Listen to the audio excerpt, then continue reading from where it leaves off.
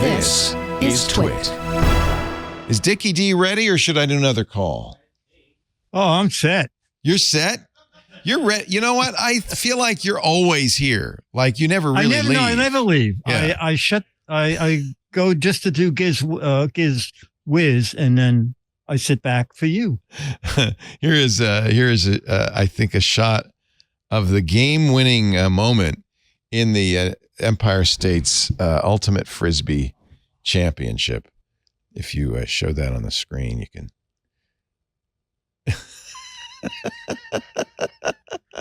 Dickie D. Dick DeBartolo, Mad Magazine's maddest writer, a member of the usual gang of idiots for more than 5 decades. And I am proud to say our gizmo wizard. We call him the Giz Whiz. He's coming to us from beautiful downtown Disneyland.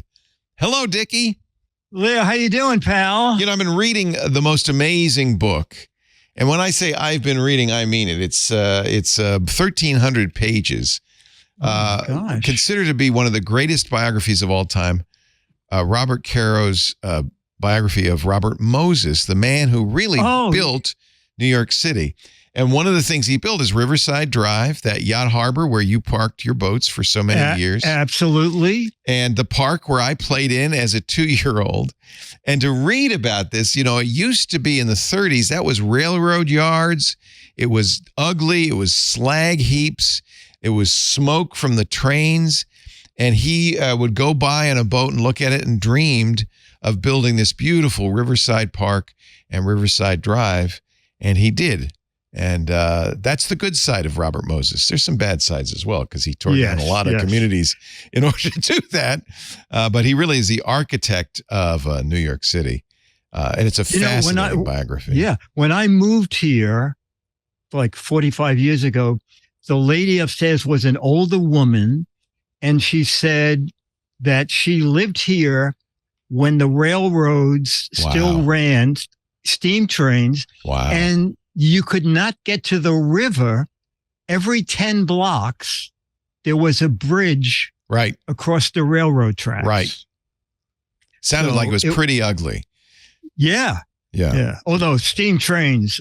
Well, I know. I have mixed feelings about this, because one of the things Moses did is he basically highwayfied New York City. He used to have to drive over city streets to get, to Long Island or to get to the Bronx. And then he built the Cross Bronx Expressway and the Triborough and all that. But it also really promoted car traffic and kind of demoted mass transit to some degree. So I have mixed feelings about that too. I do love the trains. I do. The same with me. Yeah.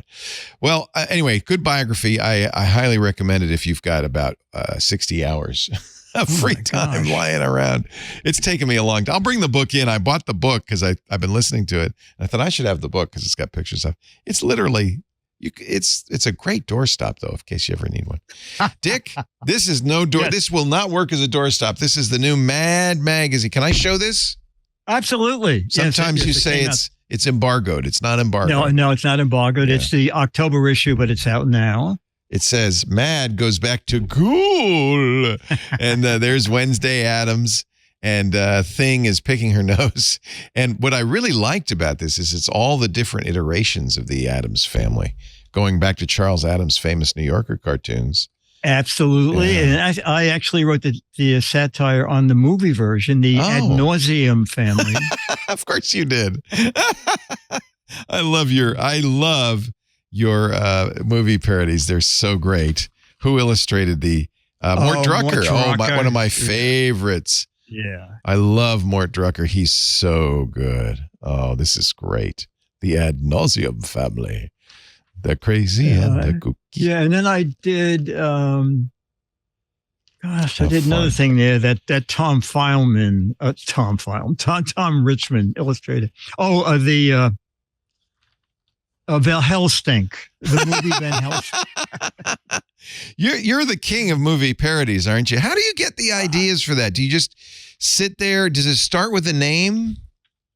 The worst is when the movie has a single name, like Airport. Yeah, not much you can do with it. Yeah. Yeah. The same with Van Helsing, but at least Van Helsing it was. Hellstink is good. Yeah. That's every once in a while you'll get a long title that, like a TV show, Voyage to the Bottom of the Sea. Oh, that gives you lots of room. Yeah. Voyage to see what's on the bottom.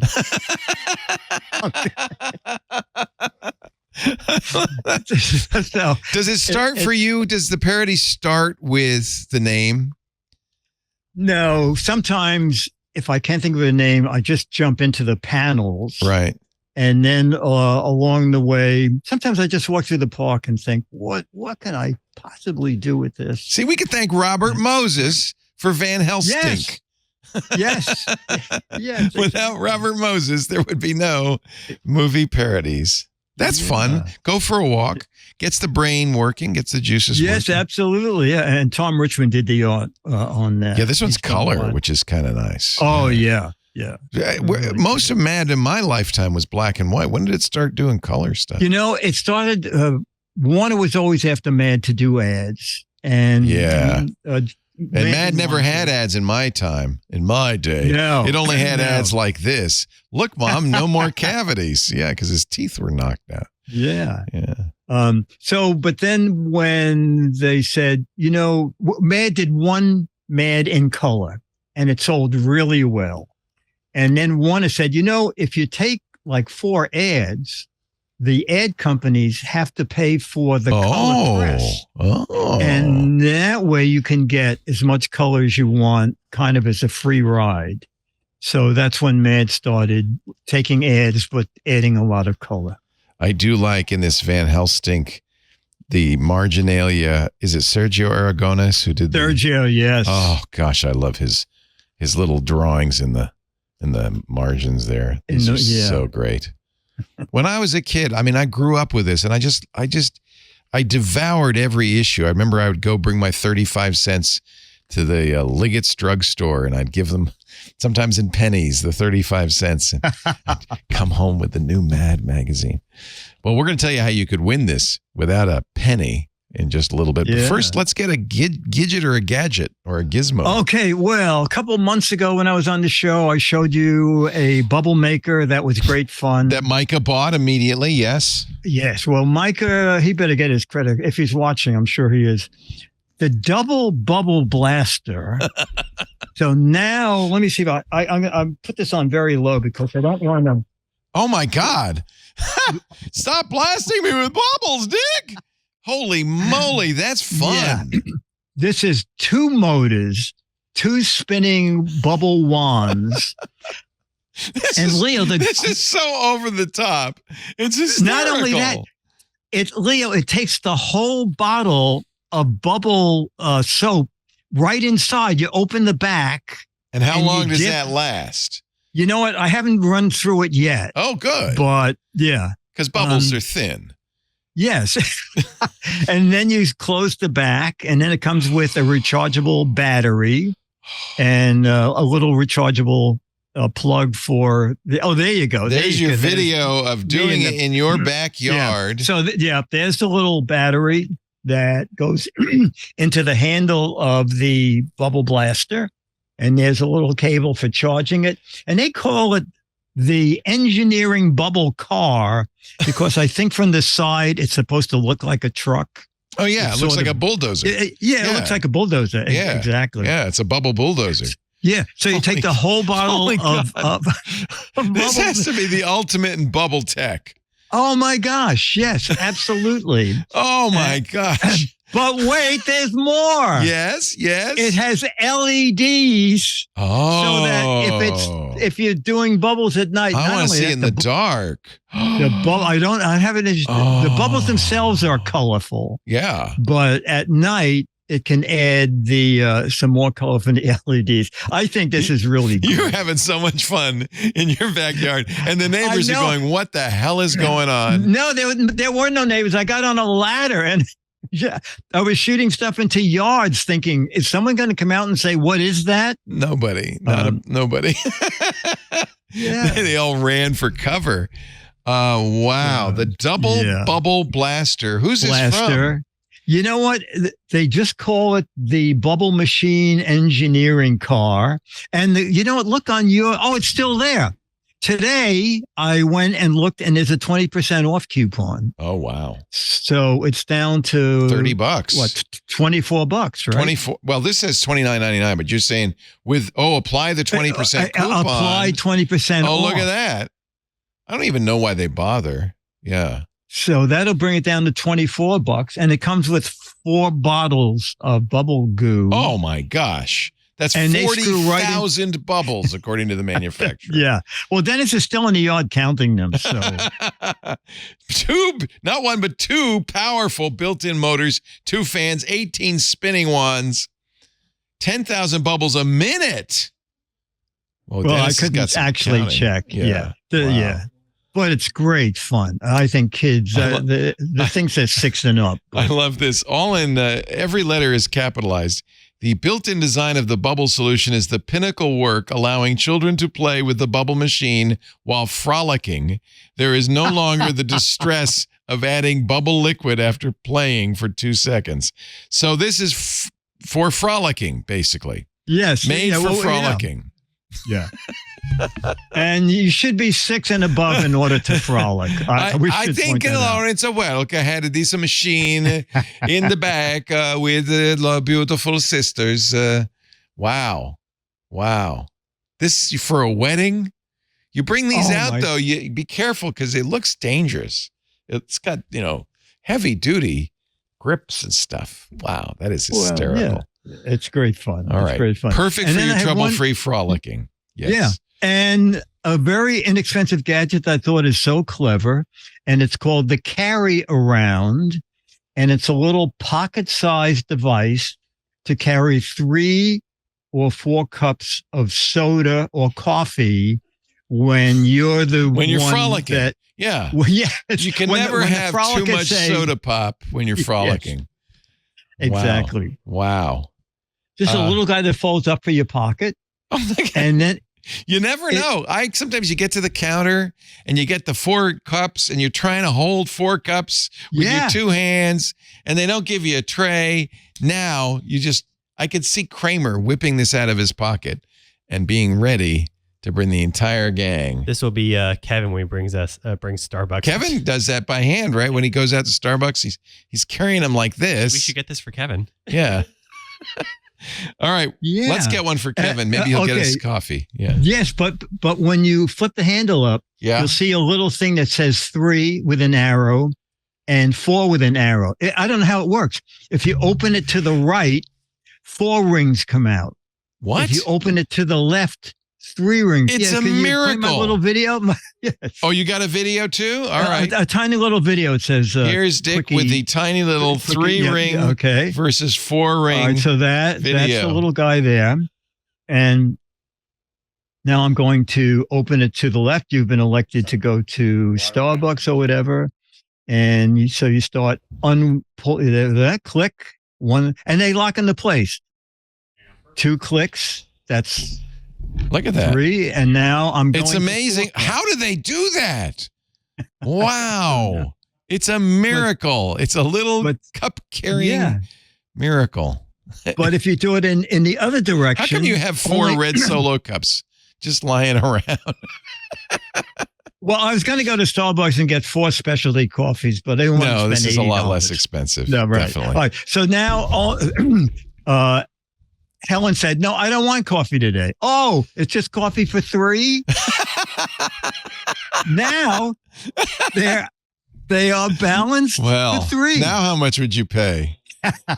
Wow. It's $10. $10 for the person who has to go get coffee.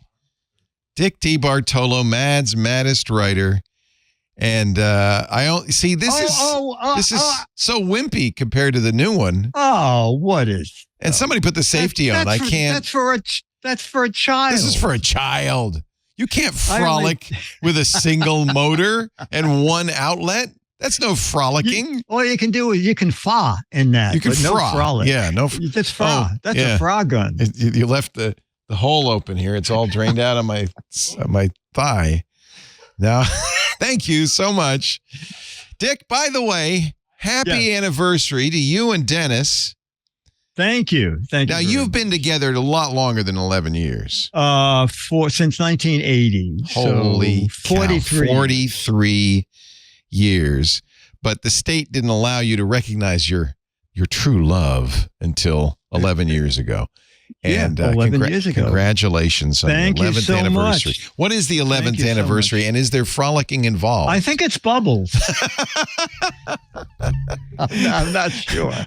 Congratulations. That's a wonderful anniversary. Thank you. That's very kind. I'm very happy kind of for you and Dennis. Dennis is a wonderful guy. And by the way, Dennis brings snacks.